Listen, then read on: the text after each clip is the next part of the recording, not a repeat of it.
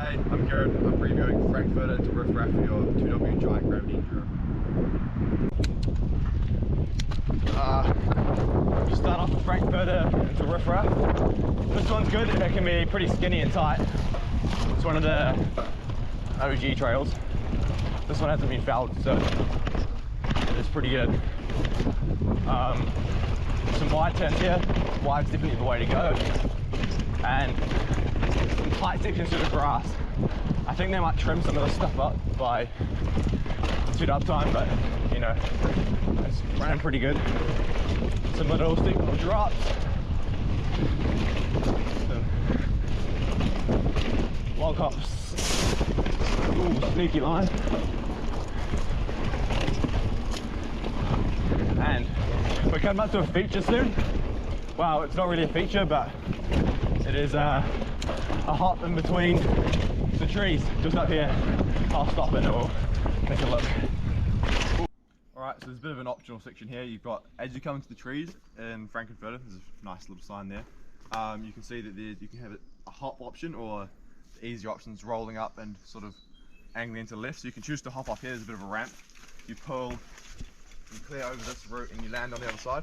It's pretty nice smooth landing. You just got to watch the tree to the right. It's just basically a little pin. You got to watch the log to the left and the tree to the right. Otherwise you roll up here and you just aim down here, drop through the roots. It's all good. I'll show you both lines. So we're just going to roll through this section again.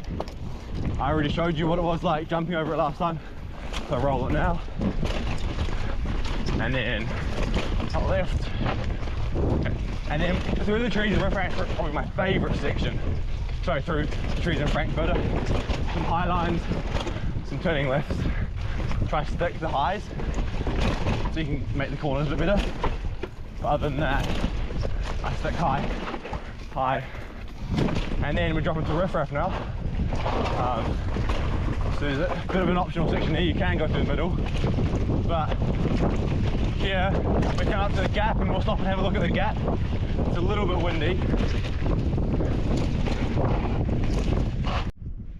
So here we've got two lines. There's an A and a B.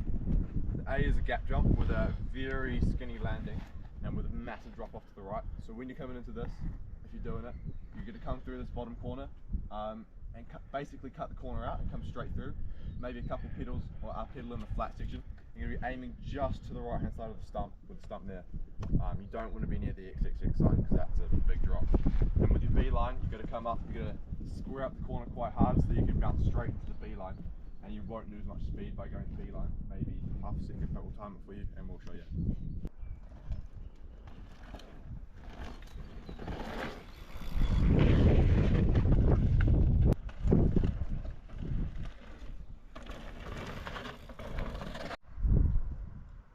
After doing both the lines, we timed them. We actually found that this one's 0.3 of a second faster. We were using a stopwatch, so I'm going to review the footage and see if that's actually right, but maybe for race day I might even just take the B line because it's less hassle and less risk. So.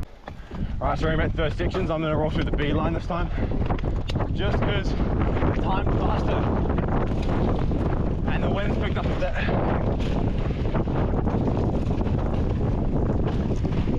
These sections get pretty steep. You're going to be watching them. Some corners. Just big steep corners on this the rest of the way down, really. So we're coming up to another split line up here. We're going to have a stop and look at both the lines. So this is your A line. It's very unrideable today. A, there's wind. B, there's a massive water right down the middle. I think if they were going to run it in the race, they'll definitely have to fix it because it's pretty unrideable. I was told to film both the A and the B and time them, but I'm not looking to get hurt today. I've done it in the past, so I might touch a video of it just in case they do have it ready for the race, but I'm imagining they'll tape it off. So yeah, we'll carry on with the B line. Here's the split here. That's the A line to your right, and then you should carry your speed all the way up this hill. Here's the B line. Even the B line is quite steep. Just roll into it up here. It's quite steep and tight, and there's a bit of a little bit of rut forming. It's getting pretty steep. There's a bit of a swing too. But other than that, it's actually pretty fine. I imagine on the race day, that's where the most like carnage will be happening. It's probably the hardest bit, aside from the gap and the drop. then it's got some big, nice flowing corners here, which is cool. Like this. Oh, they're a bit messed up.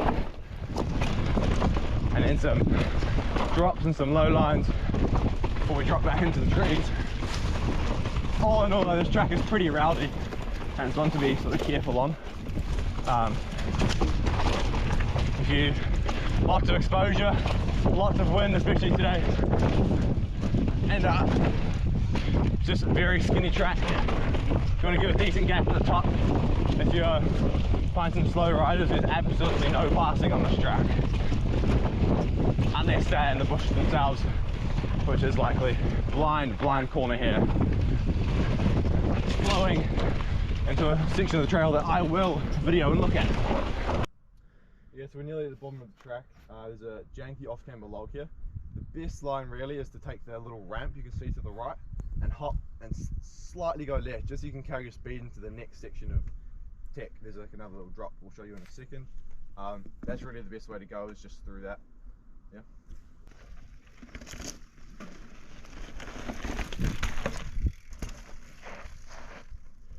And once you get over the log, you're just going to stick the low line like this, just like that.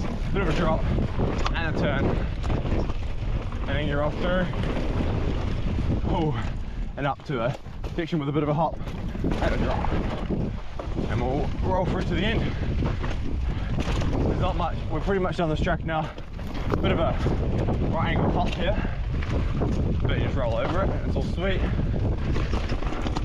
And yeah, so in the end it's a excellent trail, and that's your 2W preview for Frankfurter Riff Raff all done.